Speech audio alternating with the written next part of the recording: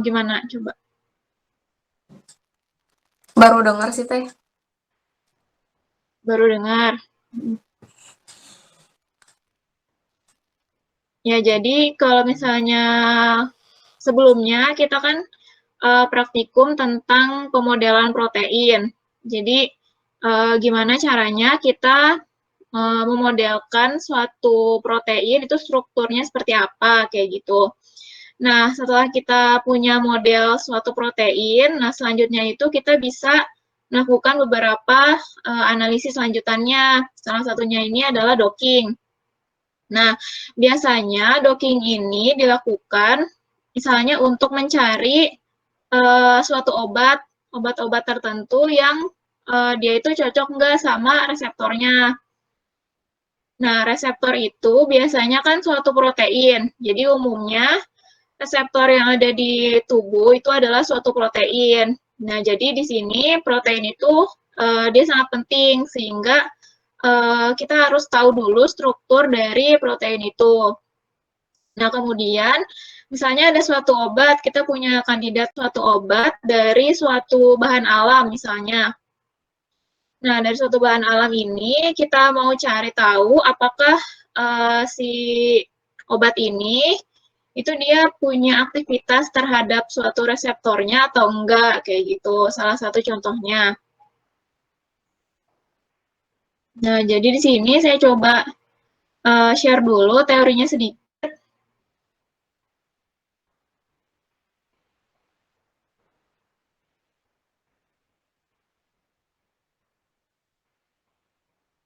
Nah, ini udah kelihatan kan ya slide-nya? Udah Teh. Ya, jadi di sini untuk program docking yang dipakai itu Autodock. Nah, sebenarnya untuk program-program docking juga itu ada berbagai macam software, ada yang di-download dulu, terus di-install dulu, ada juga yang dia via web server gitu, kayak kemarin kita masukin sequence protein, terus kemudian nanti webnya yang modeling kayak gitu. Itu ada berbagai macam program juga. Nah, sekarang yang akan kita coba itu pakai Autodock 4. Nah, jadi di sini apa sih docking itu sebenarnya? Jadi docking ini adalah suatu metode untuk memprediksi dari dua molekul yang saling berinteraksi. Nah, dua molekul di sini sebenarnya bisa protein sama ligan. Ligan di sini adalah suatu uh, senyawa yang kecil, jadi kayak senyawa obat itu kan dia umumnya lebih kecil ya ukurannya. Kemudian bisa juga dua molekul ini adalah protein dengan protein, misalnya antibodi sama antigen. Kemudian juga bisa antara ligan dan ligan gitu. Jadi intinya adalah dari dua molekul ini apakah mereka itu saling berinteraksi atau enggak. Itu bisa menggunakan docking. Nah, yang pertama itu, jadi kita harus punya struktur 3 dimensi dari kedua molekul tersebut, baik proteinnya atau reseptornya maupun ligannya. Nah, kemudian dengan docking ini kita dapat mengetahui pengikatan dari si ligan terhadap protein itu posisinya itu di mana, kemudian juga posenya itu seperti apa, dan kita bisa lihat juga kekuatan interaksi antara ligan sama reseptornya itu seberapa kuat, kayak gitu.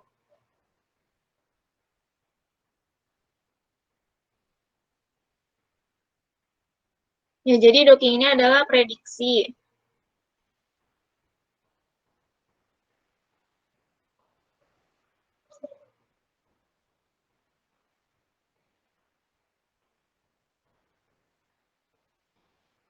Nah, kemudian di sini ada fungsi scoring dan juga ada force field-nya. Jadi ada setiap program atau setiap software itu dia punya fungsi scoring atau nanti dia nilai hasil dockingnya itu bisa beda-beda. Jadi tergantung si programnya. Jadi beberapa program juga ada yang didesain khusus untuk misalnya untuk liganya itu liganya yang kecil.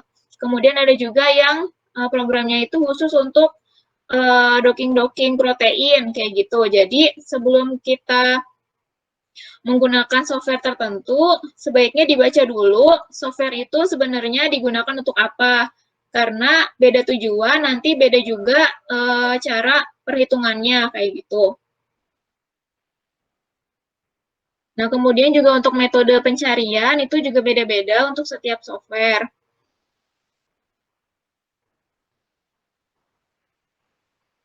Nah, intinya di sini ada yang namanya posisi. Jadi posisi ya biasa ya dari ke ruangan, berarti ada posisi sumbu X, Y, dan sumbu Z. Kemudian juga dari orientasi. Jadi misalnya ada yang posisinya orientasinya ke atas, ke bawah, dan lain-lain. Kemudian juga torsi. Nah, jadi di sini kan senyawa kimia ini strukturnya dia bisa berputar kan. Nah, perputarannya itu ada torsi-torsi yang bisa diaktifkan atau dia tidak diaktifkan kayak gitu.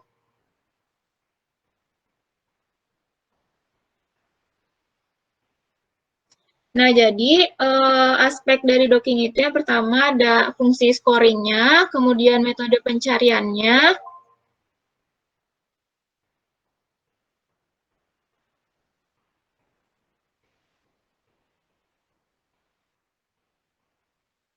kemudian juga secara dimensinya, secara keruangan itu posisinya seperti apa gitu.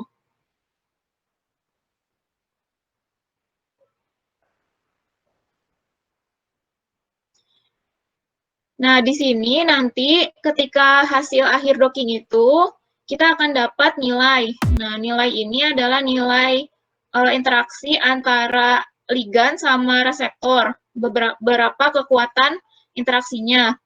Nah, di sini untuk Autodoc, dia programnya itu perhitungannya seperti ini. Jadi delta G-nya itu dihitung dari antara ketika dia tidak terikat, ketika si proteinnya itu nggak ditempelin sama ligan, sama ketika proteinnya itu ada ligannya. Gitu. Jadi di apa selisihnya itu berapa?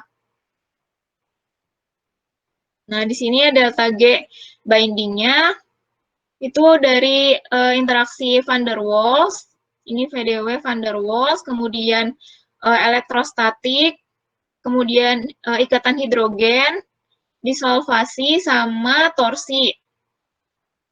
Sini. Nah, di sini kita harus balik lagi ke interaksi-interaksi antar molekul. Jadi balik lagi ke semester-semester sebelumnya ya. Jadi kan kayak ada interaksi van der Waals itu interaksi yang seperti apa, kemudian interaksi elektrostatik itu yang kayak gimana, ikatan hidrogen seperti apa, desolvasi, torsi, dan lain sebagainya.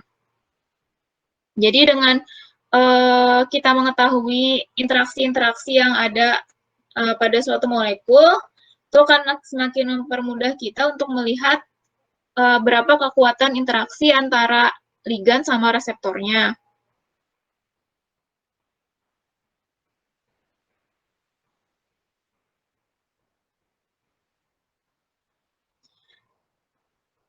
Nah, kemudian juga misalnya untuk tadi kita untuk mengetahui apakah misalnya dari suatu bahan alam itu misalnya punya kekuatan interaksi dengan suatu reseptor atau enggak. Bisa pakai docking. Kemudian juga misalnya kita mau derivatisasi. Jadi dari awalnya senyawa bahan alam itu ketika di docking, misalnya nilainya itu masih kurang bagus. Nah, kita mau ningkatin afinitasnya atau mau ningkatin interaksi sama proteinnya. Nah, kita bisa prosesnya itu namanya derivatisasi. Misalnya kita nambahin rantainya lebih panjang, atau misalnya kita nambahin gugus OH, atau misalnya kita bonil, dan lain sebagainya. Nanti mungkin pas lagi tutorial lebih kebayang kali ya. Nah, kemudian nanti pada program docking itu yang pertama kita setting dulu kotak pencarian. Nah, jadi pada program docking itu pencarian posisi pengikatannya itu dibatasi oleh suatu kotak. Nah, kotaknya ini bisa kita tentukan sendiri. Nah, biasanya kotaknya itu harus mencukupi atau harus menutupi seluruh bagian dari si ligannya. Nah, ini biasanya kotaknya itu ada di bagian sisi aktif. Nah, di sini ada auto grid box. Nah, jadi di sini itu ada titik-titik. Titik-titik ini adalah titik perhitungannya gitu. Nah, setiap titik ini, nah ini ya, grid point spacing-nya, ukurannya 0,375 Armstrong. Nah, ini untuknya. Jadi, sebelum proses docking itu, supaya prosesnya lebih cepat, jadi dihitung dulu di sini energinya setiap titik-titik ini. Nah, jadi nanti ketika proses dockingnya itu, running docking yang sebenarnya, prosesnya itu bisa lebih cepat gitu.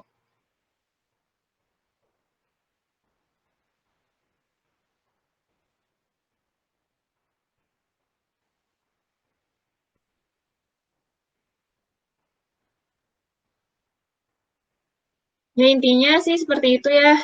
Intinya, docking ini adalah untuk mengetahui apakah dari dua molekul itu dia ada interaksi atau enggak. Kemudian, besar interaksinya itu berapa. Seperti itu. Sampai sini dulu deh, udah ada yang kebayang belum? Jadi docking itu sebenarnya apa gitu.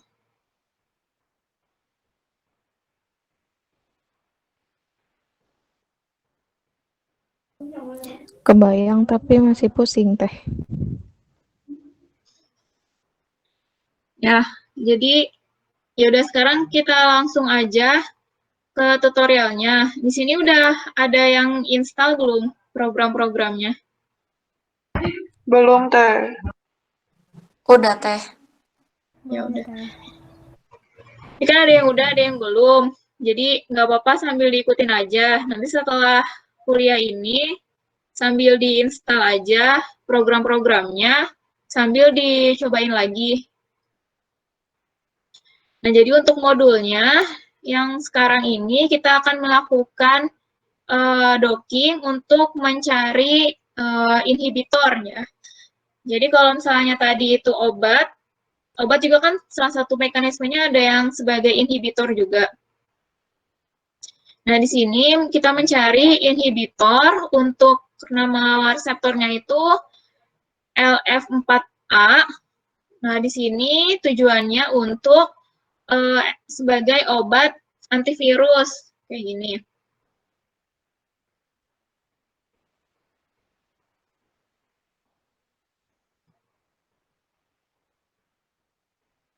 Nah, di sini untuk virus corona atau virus SARS-CoV-2 itu kan adalah suatu virus RNA dengan rantai positif yang ukuran nukleotidanya itu panjang. Nah, ketika virus ini menginfeksi sel, nah RNA dari virus itu akan ditranslasi menjadi dua poliprotein yang berperan dalam perbanyakan jumlah virus. Nah, jadi salah satu cara untuk menghambat replikasi virus ini adalah dengan mencegah terjadinya proses translasi RNA virus menjadi suatu protein. Nah, sebelum proses translasi ini terjadi, RNA virus itu masih berbentuk lipatan-lipatan. Nah, lipatan-lipatan RNA ini harus terurai dulu menjadi untai lurus agar proses translasi oleh ribosom dapat berjalan. Nah, penguraian lipatan ini difasilitasi oleh suatu protein. Nah, suatu protein ini namanya yang LF4A kayak gitu. Nah, jadi kalau misalnya aktivitas LF4A ini dihambat, maka replikasi virus corona juga akan terhambat. Jadi intinya seperti itu. Jadi kan ini ya ini virus corona, virus COVID. Nah, dia itu kan material genetiknya adalah suatu RNA. Ketika virus ini menginfeksi sel, nah RNA ini kan akan dikeluarkan supaya dia itu diperbanyak. Nah, ketika RNA ini dikeluarkan, RNA-nya itu berbentuknya masih lipatan-lipatan. Nah, RNA ini harus diurai menjadi rantai lurus oleh bantuan suatu protein. Nah, namanya itu LF4A. Jadi kalau kita ganggu si LF4A-nya ini, maka dia tidak akan melakukan tugasnya untuk mengurai lipatan RNA dari si virus itu. Nah, di sini yang sudah diketahui dia dapat mengganggu kinerja dari LF4A itu adalah rokaglamida. Nah, ini dia adalah suatu senyawa bahan alam, golongan dari flavoglina dan banyak terkandung dalam tanaman genus Aglaia. Nah, di sini rokaglamida ini akan berinteraksi dengan LF4A dan RNA virulen dan mengunci keduanya sehingga proses penguraian lipatan RNA virulen akan terhenti. Nah, yang pertama yang akan kita lakukan itu adalah kita download dulu strukturnya. Nah, kalau ini strukturnya dia udah tersedia di Protein Data Bank. Nah, kodenya itu yang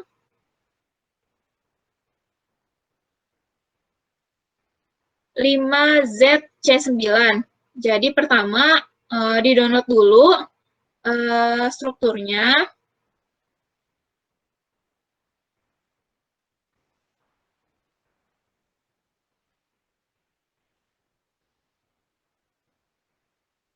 Nah, ini ya dibuka dulu PDB-nya, kemudian masukin kodenya 5ZC9. Nah, ini seperti kemarin. Kemudian di-download, pilih yang PDB format. Nah, ketika sudah di-download, dibikin folder, dibikin dalam satu folder sendiri. Nah, di sini saya udah coba running. Jadi nanti kalau kalian coba, nanti akan ada file-file seperti ini. Tapi untuk awalnya itu isinya hanya ini aja. Hanya protein yang tadi kita download dengan kode 5ZC9. Nah, setelah itu coba dibuka pakai BioVia.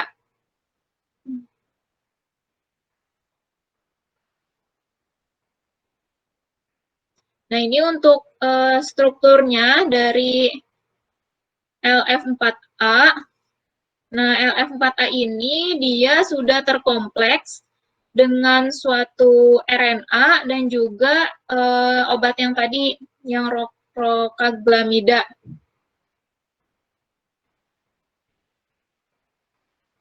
Ya, jadi di sini struktur kristal dari LF4A, kemudian ada ATP-nya juga, kemudian ada RNA-nya juga, dan ada kompleks dari ligan.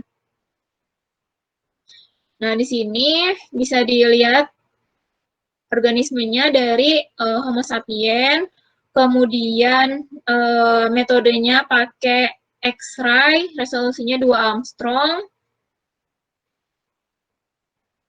Nah, di sini untuk rantai A itu proteinnya LF4A, kemudian untuk ligannya di sini ada 3. Nah, yang pertama itu ada ATP, kemudian ini rokaglamidanya, dan juga ada kofaktor magnesium.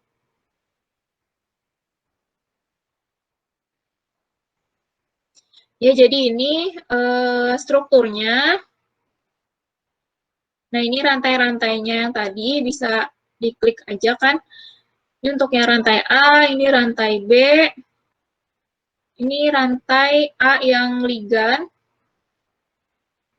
ini B yang ligan, ini untuk air.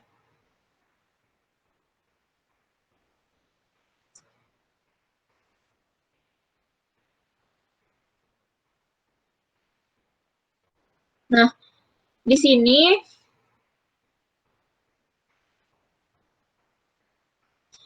yang menjadi ligan atau menjadi obat itu adalah yang ini, prokaglamida. Ini strukturnya seperti ini. Nah, sekarang kita akan mencoba untuk melakukan docking ulang pada struktur ini, pada ligan ini. Apakah proses docking yang kita lakukan itu dia menemukan pose atau apa ya, posisi yang sama dengan yang hasil kristal. Jadi kan kalau yang sudah ada di PDB ini hasil kristalisasi. Jadi ini adalah hasil eksperimen kan menggunakan X-ray. Nah, kemudian dengan menggunakan simulasi komputer, apakah komputer ini bisa menemukan posisi yang sama dengan hasil eksperimen atau tidak, seperti itu.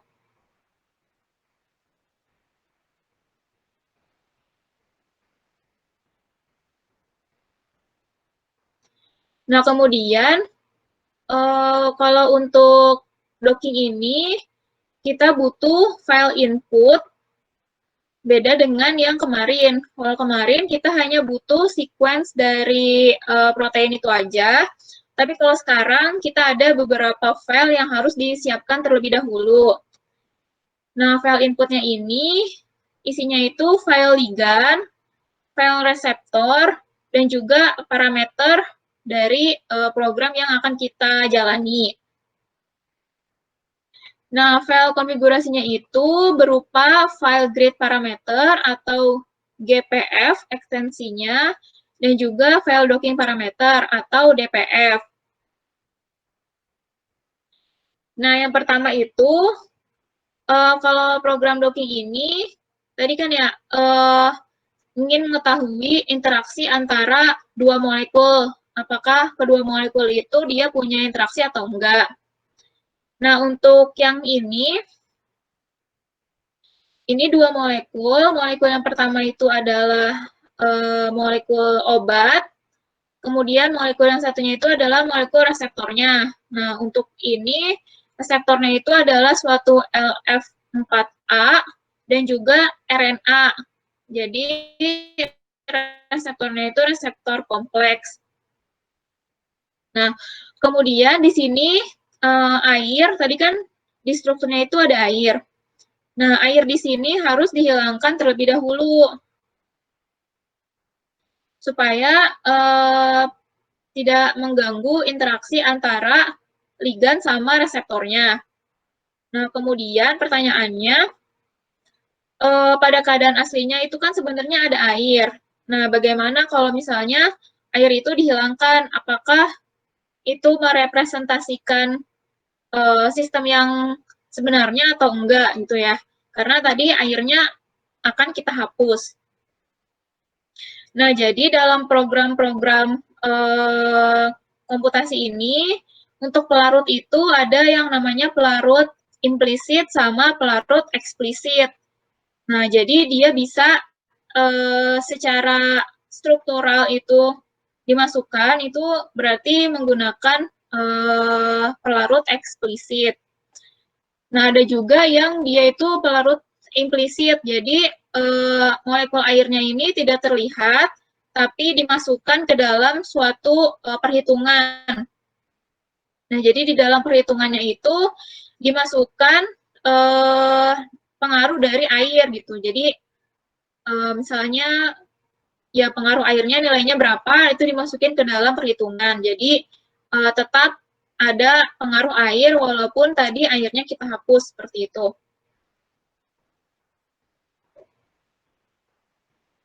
Nah, jadi yang pertama kita hilangkan dulu molekul airnya dan juga kita tambahkan atom hidrogen pada strukturnya.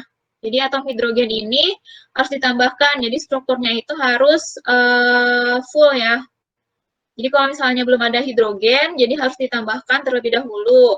Nah, yang pertama itu kita membuka program Autodock Tools.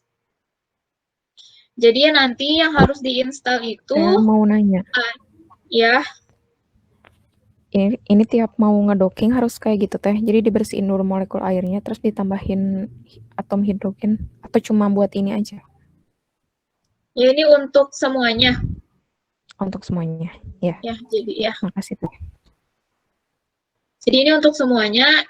Intinya kalau misalnya docking ini pakai program yang sebenarnya ada berbagai macam program juga.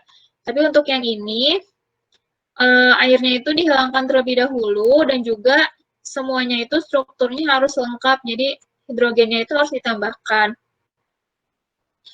Nah, programnya kita pakai Autodock Tools.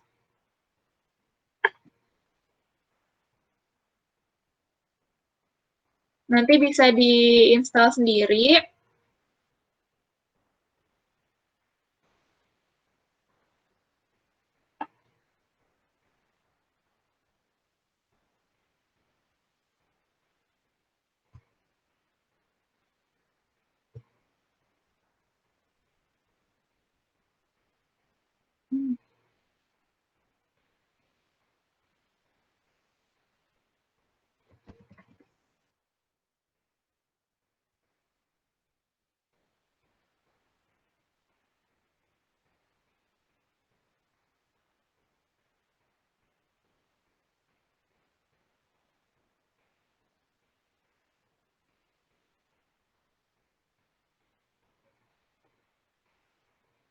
Nah, ini udah kebuka.